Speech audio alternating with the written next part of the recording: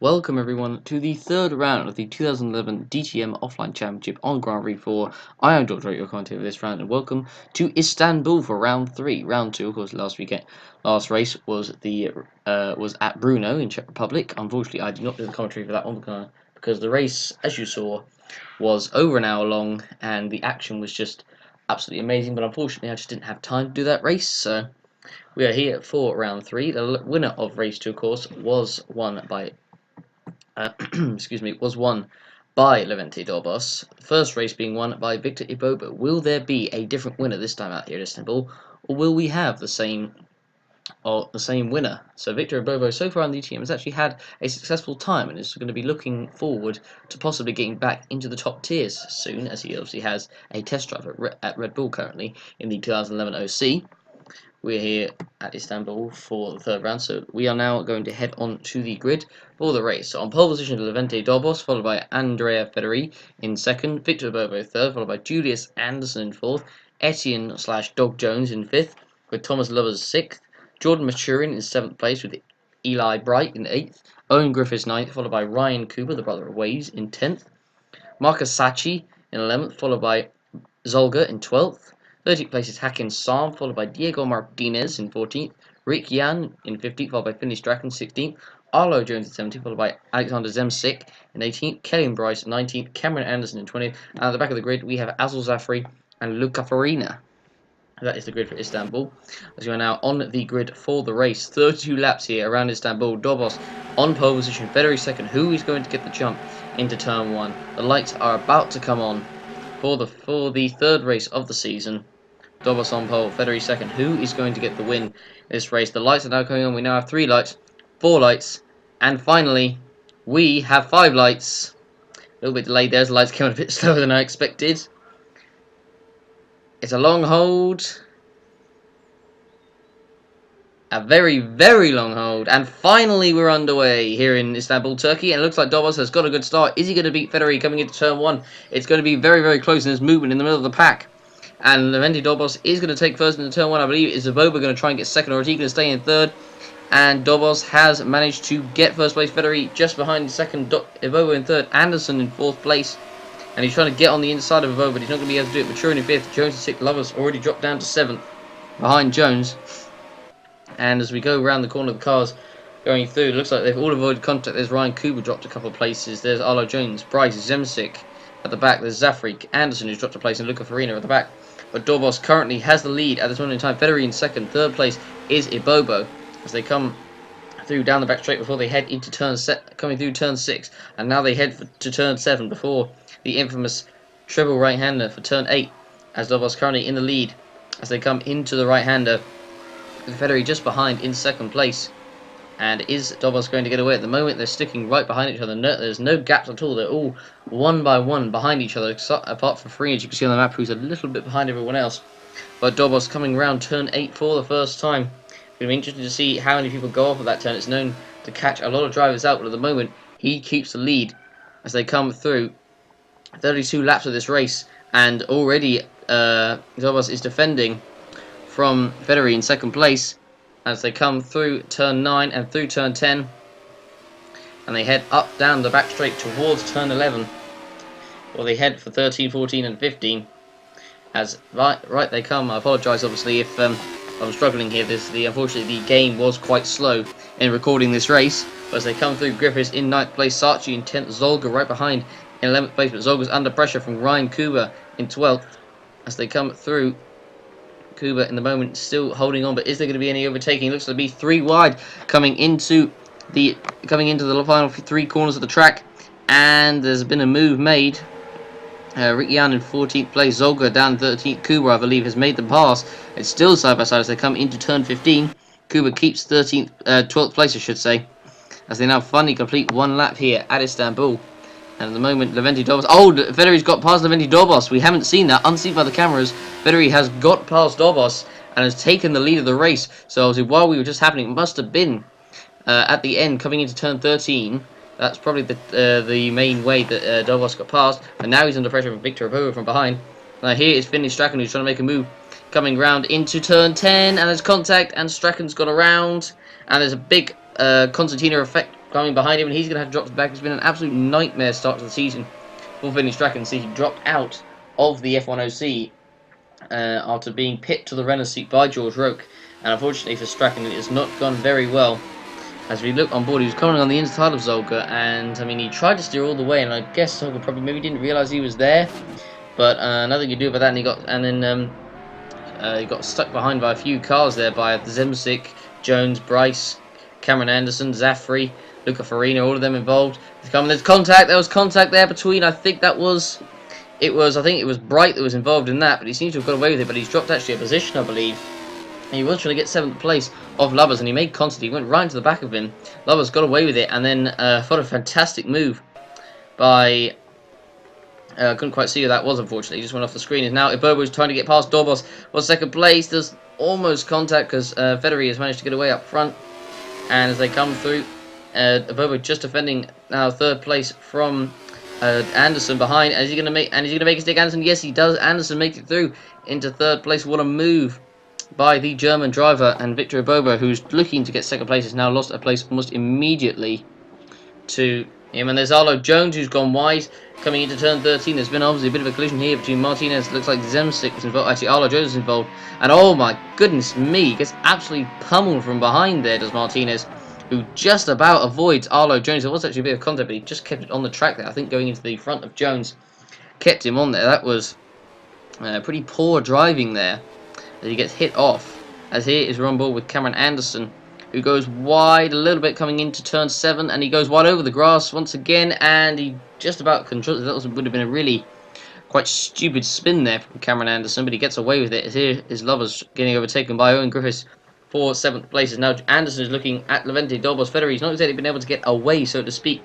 Up front, Anderson tries to make a move, and he can't quite do it, and that's going to give Bobo a chance to get back up, or is he going to still do it? He's got the speed around the outside, he's kept it around there, and he could get past Dorbos coming into turn 10, and yes he does. What a move there by Anderson. He makes the move stick, and now Levente Dorbos is under pressure from Victor Bobo as they come into turn 13, and Bobo has gone round the outside of Dorbos and has taken 3rd place. Now into the pits comes Julius Anderson. Been quite an eventful race so far. So far, I don't believe there has actually been any retirements from this race, but I imagine that will probably change soon. We know what it's like around Istanbul, as Anderson comes into the pits for the first time. Here is, I believe, is this Victor Bobo, right behind Adam Federer up front. I'm not sure. No, it isn't actually. It's Owen Griffiths, and there was contact there, and Griffiths has gone around trying to get past Dog Jones, and that's going to lose him a fair amount of positions there. That is not what he wanted to do at all. Unfortunately for Griffiths, he has kind of screwed it up for himself there. And any chance of a decent points finish has now officially gone out the window. He's trying to get past Jones coming into turn 9. And unfortunately for him, it didn't quite work out for him. And he just spins around. And he loses so many positions. You can see all the cars on the replay that go past him. And oh, is Griffiths spun again? I don't know. Well, no, he's not. I think that's just the replay, I should say. He's dropped all the way down to last place.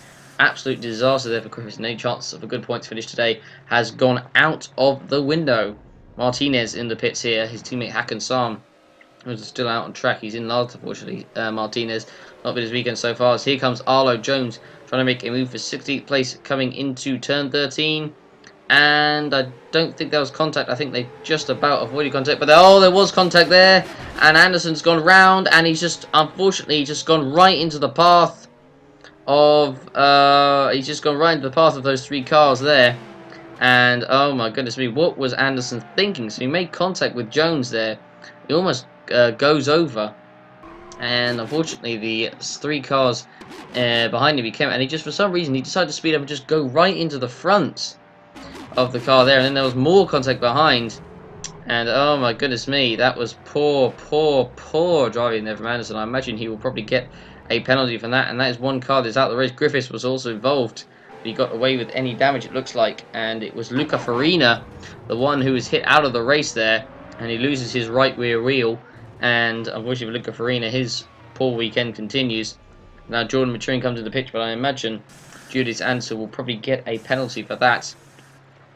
Well, I'd be very surprised if it would be a bit like the Perez-Ocon incident, where somehow Perez got away absolutely scot-free. So now here's a battle for the lead between Bobo and Federer. Bobo's caught up with Federer, And as Ibobo made the move stick, it looks like he has. There's almost contact there, but Ibobo's got the run around the outside. And on lap 18, at the halfway mark, or just past the halfway mark of the race, Victor Ibobo has taken the lead of the race. That could be very, very important. Levente Dobos still currently in 3rd place, and it looks set to be there. Here's Rick Jan making a move for 5th place, coming into turn... So there was almost contact coming into turn 9. And unfortunately, they got away with any damage, as now Lubbers comes into the pits for his one and only stop of the race. Levente Dobos, his teammate, doing a good job in 3rd. However, he got passed by Bobo, and Bobo, who seems to be really doing well so far this season, looking to get a seat back in the top tier for next season for sure. And we will see how that goes come the end of the season, if he can keep up this good streak. As now Rick Jan comes into the pits, I believe for the first time. I don't know unless he's done it before. Zemsix in the pits as well.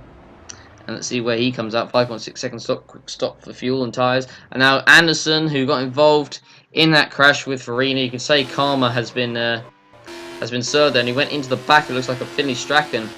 So he made the move on the inside, and I don't know, it looked like maybe Strachan did move out right in front of Anderson there. That wasn't particularly good driving, and you're taught not to make more than 2 moves in Formula 1. But Anderson now dropping right to the back, so now he's maturing. Look at the back, and there was contact there. Contact as he was trying to overtake Hakim Sam. And he has gone round, and he will rejoin. You can see those beautifully white tyres looking absolutely glistening on the track. See, Maturin tried to make the move, and unfortunately just braked way too late. It's the back of Sam who managed to get away with any damage whatsoever. And Maturin drops or stays in 5th place, but he can't get past Sam, and he could be overtaken soon.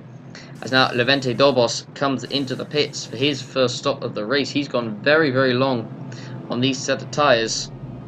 And let's see where he comes up. So it looks like Ibobo has got out in front, and you can see he actually set the fastest lap of the race at 1:22.8. Shows the absolutely unbelievable speed of these cars as Hakim Sam comes into the pits for his final stop.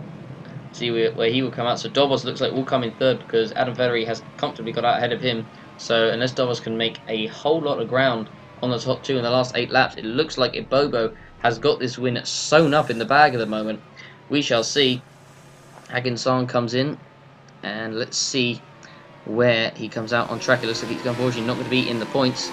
So now here we are on board with, it looks like Thomas Lubbers, who makes his move past Bright, who's gone wide coming through turn 8, and he's got a whole host of cars behind him. This could be bad for Bright, who's running in 6th. He's got so many cars behind him, which he's now going to hold up. They're all going to want to try and get past him come the last lap, and for Lubbers, he's made that stick. As you can see, he just goes wide out the first part, turn 8, and that just unsettles him, and he manages to just about keep it on track, but he loses so much speed and momentum, which cost him the place there.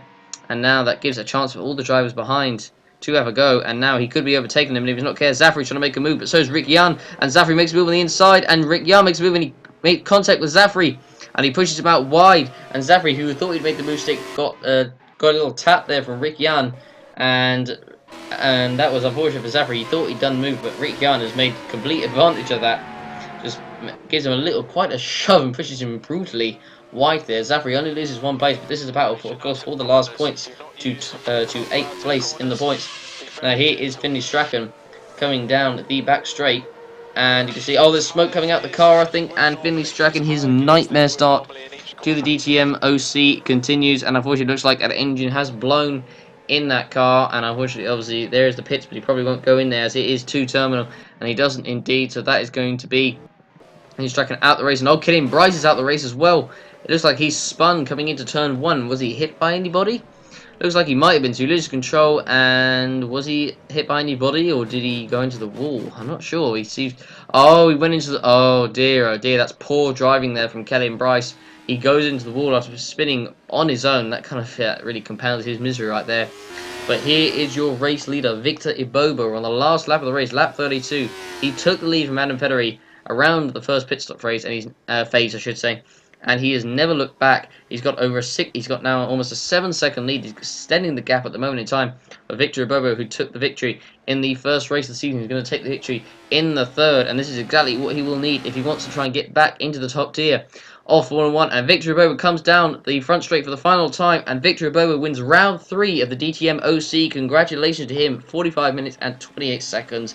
It is. Congratulations to him. That was a pretty good race. Nothing compared to what Bruno was, however, but still a good race nonetheless. Federer comes home in second place. Dobos comes home in third. Maturin is set to come home in fourth place with those beautiful white tyres as he comes through the corner. And Zafri has moved actually up to 8th place. He's actually got past Bright in the end. So well done to Zafri. He's set to get some points on the board as Maturin comes home in 4th place. 5th place is set to be Etienne Jones, or Dog Jones as he's known by pretty much everyone in the paddock. Lovers comes home in 6th. 7th place is going to be Rick Jan. 8th place is going to be Zafri, who's come all the way from the back of the grid, so well done to him. Gets 8th place. 9th place is set to be Bright. That's not the result he would have wanted. There's going to be a whole host of cars coming in the line. Kubu takes 10th. 11th place is going to be Zemsik. 12th Jones. 13th Sarchi. 14th Griffiths. 15th Sam. And 16th is going to be Martinez as the cars stack up going into turn 1. 17th is going to be Zolga, who fell away quite dramatically during the race. Cameron Anderson comes home to take 18th place. 19th place is going to be Anderson, who I imagine is going to be who's going to have a lot of words with Luca Farina. Luca Farina is going to have a lot of words with him after that incident earlier on in the race. But that is the race over, and we will now go to the full race results. Victor Bobo wins with Andrea Federi 2nd, Leventi Dobos 3rd, Jordan Maturin 4th, Etienne Jones 5th, Thomas Lovers 6th, Rick Gans 7th, Alzo Zafri 8th, Eli Bright 9th, Ryan Cooper 10th, 11th place is Alexander Zemsik, 12th place is Arlo Jones, 13th place is Marcus Sarchi, 14th place is Owen Griffiths, 15th place is Hakim Sam, 16th place as we go further down the order is Diego Martinez, going down to 17th place is Zolga, 18th place was Cameron Anderson, 19th place was Julius Anderson, and Kenny Bryce obviously retired by crashing out himself, and Finley Strachan and of course Luca Farina were the other 2 retirements from the race. And we will go and see the fastest laps from the race, I should say. I always keep calling it a Grand Prix, but I suppose you could call it GT Grand Prix, but you can call it whatever you want really. But as we go through looking at the full race results, we will now go to the fastest laps, which are set by Leventi Dorbas by 1,000th of a second, with Cameron Anderson 3rd, despite being an 18th. 4th is Anderson, 5th is Zafri, 6th Martinez, 7th Zemsik, 8th Federi, Riccian 9th, Kuba 10th, Griffiths 11th, Bryce 12th, Maturin 13th, Jones 14th, Sam 15th, Etienne Jones 16th, Strachan, Sarchi, Lovers, Bright, Zolga, and Farina. So here are the point standings. So at the moment, Victor Boba leads by 4 points ahead of Dobos. Dobos in 2nd place, who is 5 points ahead of Federi, with Maturin 10 points behind in 4th. Jones, Etienne Jones, that is, 5th with 7. Bright with 6. Zafri with 6 as well. Lovers with 8 with 5. Bryce 9th with 4. Kuba 10th with 3. Riccian 11th with 3. With Zemsik and Griffiths 2 and 1 on 2 and 1 point respectively.